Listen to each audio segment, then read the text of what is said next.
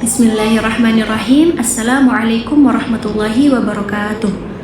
Perkenalkan, saya Asana Amalia dari kelas C1 UIN Cibersyekh Nurjati Cirebon dengan NIM 24813000013. Pada video kali ini saya akan membahas tentang metode studi kitab kuning atau metode pembelajaran kitab kuning, mulai dari konsep dasar hingga perkembangannya di era modern.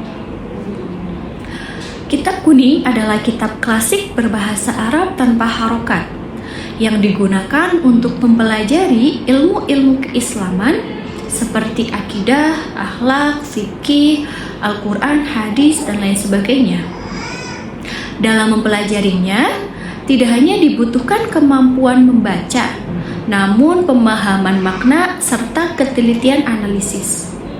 Oleh karena itu, pemahaman ilmu alat seperti nahwu, shorof itu sangat penting, serta bimbingan dari guru atau kiai sebagai penjaga sanad keilmuan.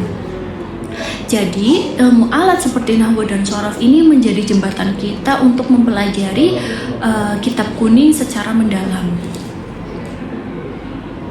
Terdapat dua metode utama yang dilakukan secara turun-temurun dalam mempelajari kitab kuning. Yang pertama adalah metode sorogan. Apa itu metode sorogan? Metode sorogan yaitu metode pembelajaran aktif, di mana siswa atau murid, mahasiswa membaca kitab di hadapan guru secara langsung. Tujuannya apa?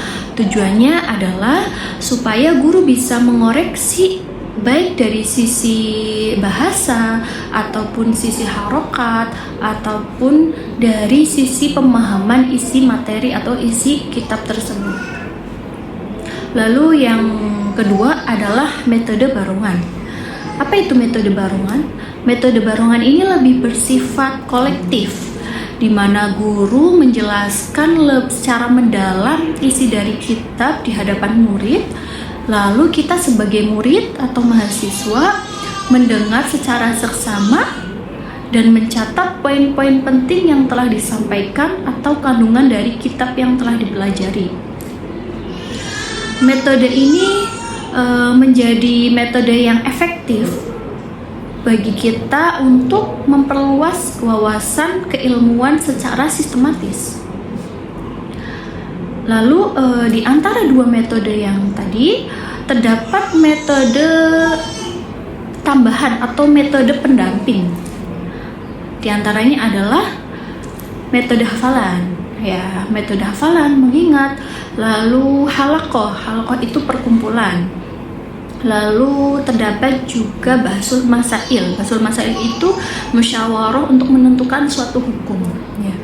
Dari metode-metode ini kita bisa menambah wawasan lebih luas serta belajar bagaimana untuk berpikir kritis. Ya.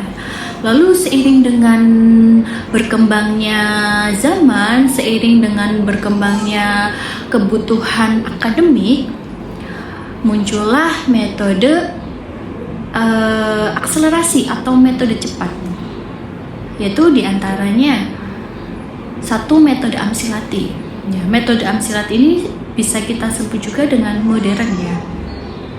Apa itu metode amsilati? Metode amsilati itu metode yang digunakan dengan pendekatan induktif, di mana fokusnya adalah praktek langsung dari ayat-ayat Al-Quran sebagai contoh dari kaidah.